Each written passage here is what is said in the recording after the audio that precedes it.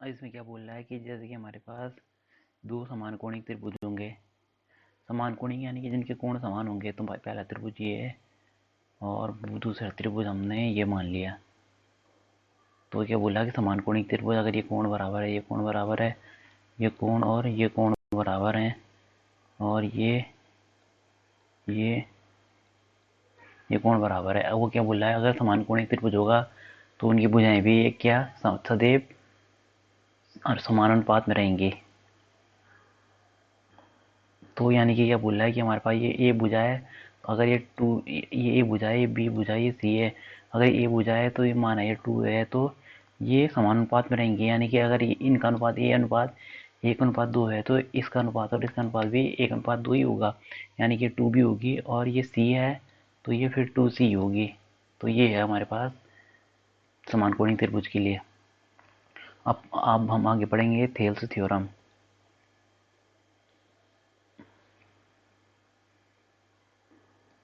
तो अब क्या पढ़ेंगे हम, थेल्स थ्योरम।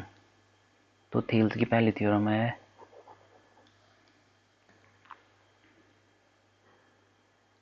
तो थेल्स थ्योरम में क्या है कि हमारे पास एक 6.1 वाली थ्योरम कि अगर हमारे पास कोई त्रिभुज है, ये हमारे पास कोई त्रिभुज है, तो अगर त्रिभुज है तो अगर उसके जो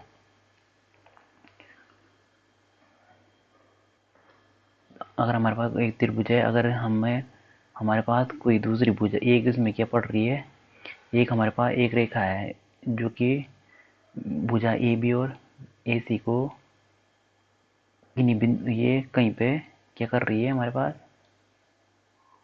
प्रतिच्छेद कर रही है। और जो ये वाली भुजा डी ई भुजा किसके समांतर है, बी सी के समांतर है। अगर बी सी के समांतर क्या है, बी सी के समांतर अगर क्या है डी है, तो हमारे पास जो ए डी का अनुपात होगा वो किसका, ए डी का और A D upon D B का अनुपात बराबर होगा ए ई अपॉन ई सी का अनुपात के बराबर होता है। ये हमारे पास थेल्स की पहली थ्योरम। इसमें क्या बोल रहा है कि किसी त्रिभुज की एक भुजा के समांतर अन्य दो भुजाओं को भिन्न भिन्न बिंदुओं पर प्रतिच्छेद करने के लिए एक रेखा खींची जाए तो अन्य दो भुजाएं एक के अनुपात में विभाजित होंगी।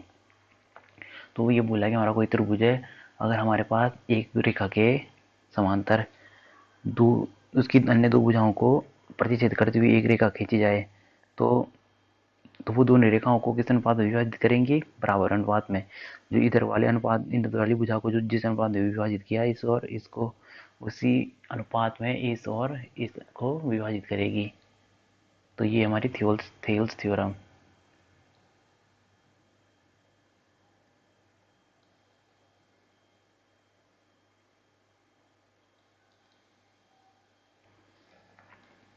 तो अब हम इससे रिलेटेड सवाल भी करेंगे कुछ। अब फिर थेल्स की दूसरी थ्योरम है हमारी इसी का रिवर्स। तो इसमें क्या बोल रहा है कि अगर हमारे पास कोई त्रिभुज है, यदि हमारे पास कोई त्रिभुज है, अगर उसे यदि हमारे पास कोई किसी त्रिभुज की दो भुजाओं को एक के अनुपात में विभाजित करे कोई रेखा, तो तीसरी भुजा की समांतर होती है। तो इसमें क्या बोल रहा है कि हमारे पास कोई त्रिभुज है, अगर उस कोई हमारे पास कोई समांतर रेखा, ये मतलब हमारे हमारे पास कोई त्रिभुज है और उसे कोई रेखा उसकी दो भुजाओं को समानुपात में विभाजित करे, यानी कि A B upon A E A D upon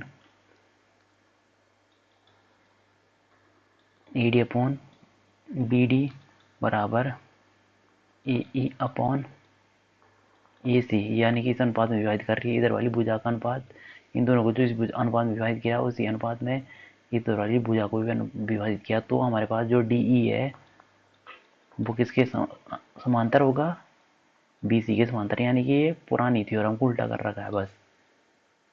तो ये हमारे पास क्या है, थेल्स की थ्योरम।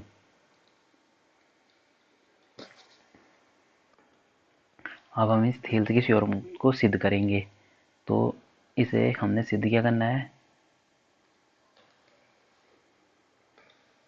अब हमें क्या ये वाली थ्योरम सिद्ध करनी है। तो इसे कैसे करेंगे, सबसे पहले तो हमने क्या किया,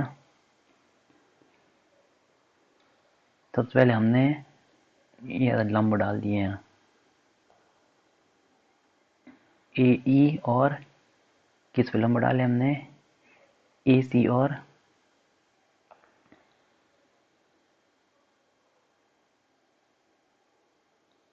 ए सी, और किस पे लंब डाल दिए ए बी पे।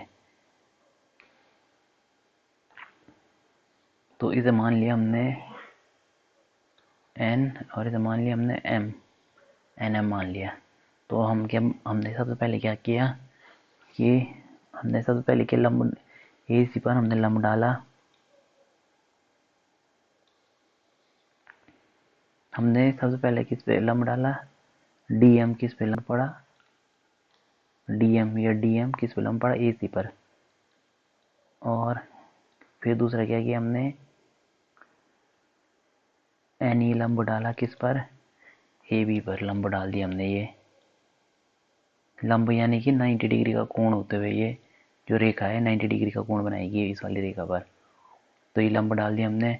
तो अब हमें क्या लेना है, सबसे पहले हम लेंगे ये ट्राइंगल ए डी ई का क्षेत्रफल। तो हमने क्या किया, ट्राइंगल ए डी का क्षेत्रफल ले लिया हमने। तो कितना हो जाएगा, ये ट्राइंगल का क्षेत्रफल बराबर क्या होता है 1/2 लंब गुणा आधार। तो हम ये क्यों ले रहे हैं ए डी ई, क्योंकि हमें ए डी चाहिए ना। सबसे पहले तो हमने क्या ए डी किस में मिल रहा है हमें, ये ए डी हमें मिल रहा है ये इससे मिल रहा है। तो हमने ए डी लिया सबसे पहले। त्रिभुज ए डी का क्षेत्रफल बराबर 1/2 लंब कितना हमारे पास, इस पे आधार गुणा लंब, या लंब गुणा आधार कुछ भी लिख सकते हैं। तो ये होता है ना त्रिभुज का क्षेत्रफल 1/2 लंब गुणा आधार। तो लंब कितना हमारे पास, लंब ये है ना, ये हमारे पास अगर बेस है ये अगर हमारे पास बेस है ये, तो लंब ये है ना। तो लंब क्या है हमारे पास एन ई, और आधार क्या है हमारे पास, जिस पे लंब पड़ रखा आधार वही तो होता है ये। तो आधार ये होगा ए डी। और या इसे हमें, या ये भी हो सकता है ये। अब फिर हमने क्या लिया ट्राइंगल ए डी, तो ये भी तो हो सकता है कि 1/2 लंब, एक लंब ये भी तो है इसमें। अगर इसे आधार माने हम, तो एक लंब ये भी तो है डी एम। तो लंब कितना है डी एम, और आधार क्या होगा, जिस पे लंब पड़ रखा आधार वही तो होगा, ये होता है ना आधार। तो ये आधार लंब किस पे पड़ रखा है ए ई पे, तो ये क्या हमारे पास आधार। तो लंब गुणा आधार ये हमारे पास क्या होगी दो, ये हमारे पास दो ये निकल गए। अब फिर हम क्या किया हमने सब, अब फिर हमने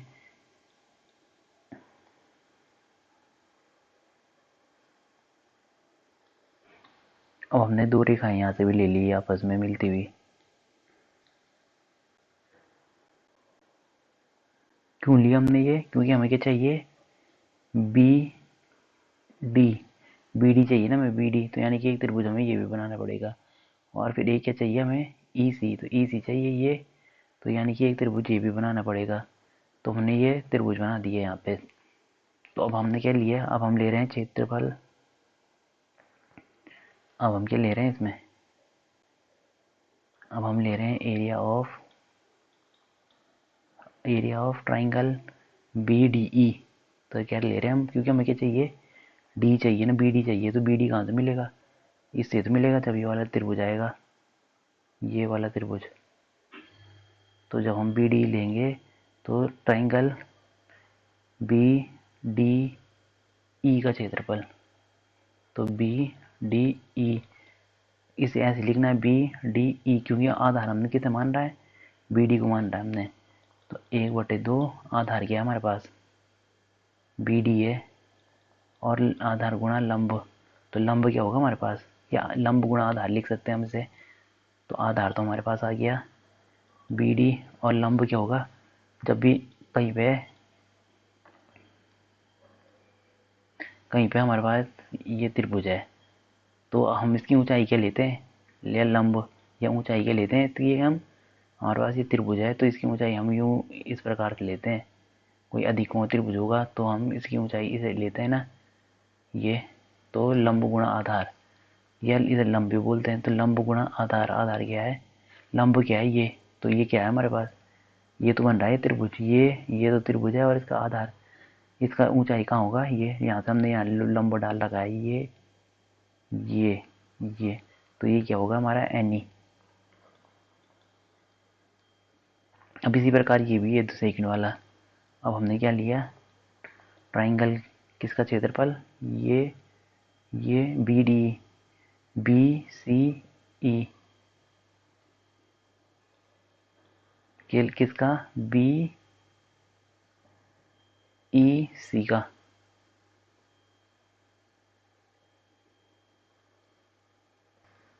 नहीं इसका इसका हम अब हमें क्या चाहिए, कौन सी भुजा चाहिए, हमें चाहिए ई सी, तो हमें कौन सा ट्रायंगल लेना पड़ेगा, डी ई सी। तो हमने ट्रायंगल लिया डी ई सी, तो डी ई और सी, तो ये वाला ट्रायंगल लिया, तो इसका क्षेत्रफल क्या हो जाएगा, 1/2, लंब क्या है इसका, लंब यही तो है इसका डी एम, आधार क्या है इसका ई सी, तो ये हो गया लंब गुणा आधार। अब हमने क्या किया,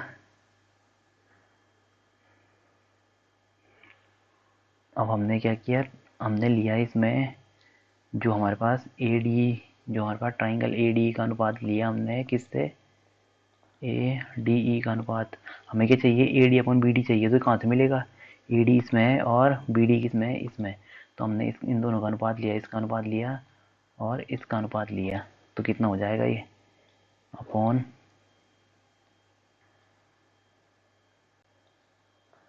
ये ट्राइंगल ए डी का अनुपात अपॉन ट्राइंगल बी डी का अनुपात, ये ले लिया हमने, तो कितना हो जाएगा ये 1/2, ये क्या है हमारे पास एन ई और ए डी, और ये हो जाएगा 1/2 एन ई, ये 2 बार एन ई क्यों आ गया,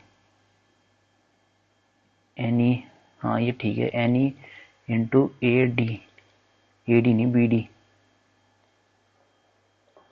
अब हम ये क्यों लिया अनुपात, क्योंकि हमें A D upon B D मिल रहा है ना, तो A D upon B D, इसलिए हमने इसका अनुपात और इसका अनुपात ले लिया। अब ये क्या हमारे, ये तो कट रहे हैं ना आपस में, ये कट रहे हैं, तो हमारे पास क्या आ गया, ये area of A D E upon area of B D E बराबर हो जाएगा A D upon B D. तो ये आ गया हमारे पास पहला समीकरण। अब हम इन दोनों का अनुपात लेंगे, ये और ये इसका अनुपात लेंगे हम,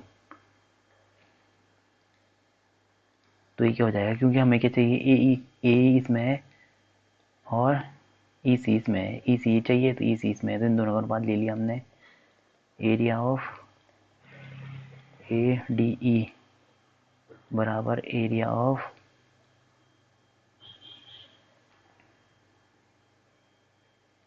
डी ई सी, ये हो जाएगा 1/2। तो हमने इन दोनों का अनुपात ले लिया, ये और इसका, तो ये हमारे पास क्या, ये कट गए, तो ये कितना बच रहा है अब हमारे पास, ये और ये कट गए, तो हमारे पास बच रहा है area of A D E upon area of D E C बराबर होगा ए ई अपॉन ई सी। तो ये अब हमारे पास क्या आ गए, ये दो तो आ गए हमारे पास ये। अब हमें क्या दिख रहा है,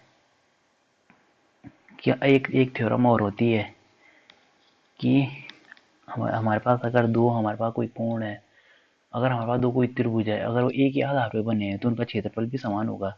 तो जैसे कि हमारे पास कोई त्रिभुज है, ये पहला त्रिभुज है, ये माना कोई आधार बन गया और इस पे हमने दो त्रिभुज बना दिए।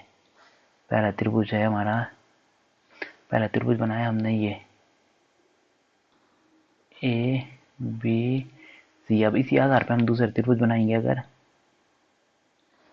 इसी को आधार मानते हुए ये बनाया हमने, और ये अगर एक ही आधार पे जो त्रिभुज हैं उनका क्षेत्रफल क्या होता है, हमेशा बराबर होता है। एक ही आधार पर बने हुए त्रिभुजों का क्षेत्रफल बराबर होता है, ये क्या मान लिया हमने एन। तो एरिया ऑफ एरिया ऑफ क्या, एरिया किस चीज़ का एरिया,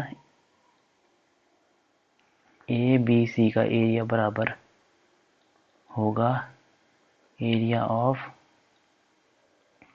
ए एन बी का एरिया। ये क्या है, हमारे पास एक थ्योरम है, समान आधार पर बने हुए त्रिभुजों का क्षेत्रफल भी समान होता है। आधार क्या है, ए बी, और ये त्रिभुज हैं, इस पे आधार इसी आधार पर बने हैं, तो इनका क्षेत्रफल भी बराबर होगा। तो ये है हमारे पास, ये इस थ्योरम को हम यूज करेंगे। अब हम इस थ्योरम को किस में लगा रहे हैं, हमारे पास समान आधार कौन से हैं,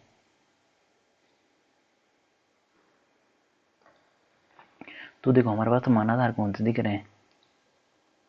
अब हमें समान आधार ये तो है, ये तो है ना हमारे पास समान, इससे हमने समान आधार मान लिया और इस पे दो ट्राइंगल निकल रखे हैं। एक तो ये है हमारे पास, ये वाला ट्राइंगल, और फिर दूसरा ट्राइंगल क्या है, दूसरा ट्राइंगल ये निकल रहा है इधर से होते हुए, और ये बी सी ई, और यही हमारे पास डी ई बी, ये एक ही आधार पर बने हुए थे, यानी कि इन दोनों का क्षेत्रफल बराबर होगा। किसका क्षेत्रफल, ट्राइंगल बी डी ई का क्षेत्रफल। इसे एरिया लिख दो, सीधा सीधा एरिया का क्षेत्रफल बराबर होगा हमारा किसके, एरिया ऑफ बी ई सी के। ये अगर ये हमारे पास ये बराबर होगा तो हमें क्या दिख रहा है यहाँ पे, कहाँ पे, बी सी ई, ये बी डी ई ये है और बी सी ई का है। अरे गड़बड़ हो गई, ये है डी ई सी, कौन सा, डी ई सी है ये, तो ये हो गया बी डी ई और ये हो गया डी ई सी, तो डी ई सी है ये यहाँ पे है डी ई सी, क्योंकि ये है ना आधार और इस पे ही बन रहे हैं दोनों ये त्रिभुज, तो ये होगा बराबर। तो हमारे पास हम कहाँ पे रख सकते हैं इसे, हमने इसे समीकरण किस में रख दिया, समीकरण 1 में रख दिया। अब जैसे हमने समीकरण 1 में रखा तो ये क्या हो जाएगा, area of A D E upon में होगा एरिया ऑफ बी डी की जगह क्या रख सकते हैं हम, ये ना बी डी की जगह हमने रख दिया डी ई सी बराबर है हमारा A D upon B D. अब देखो हमें क्या मिल रहा है, ये दोनों एक तरह आ गए ना, कौन से, अब ये दो एक ही तरह तो आ गए, ये और ये। अब जब ये दोनों एक ही तरह आ गए, ये तो ये दोनों भी तो बराबर ही होंगे, ये और ये खुद ही बराबर हो जाएंगे जब ये दो बराबर आ गए। तो जब ये दो बराबर आ गए तो इसका मतलब क्या है, तो इसलिए हम क्या क्या कह सकते हैं, ए सी अपॉन ई सी बराबर होगा A D upon B D के। तो यही था हमें सिद्ध करना था, ये निकले नहीं वाली theorem, A D upon B D बराबर ए ई, ये क्या है, ए ई है ना, ये तो ए ई है, ए ई अपॉन ई सी के, क्योंकि ये बराबर होंगे अगर, तो ये इनको भी बराबर होना ही पड़ेगा। तो ये आ गया हमारे पास थ्योरम, यही सिद्ध करना था।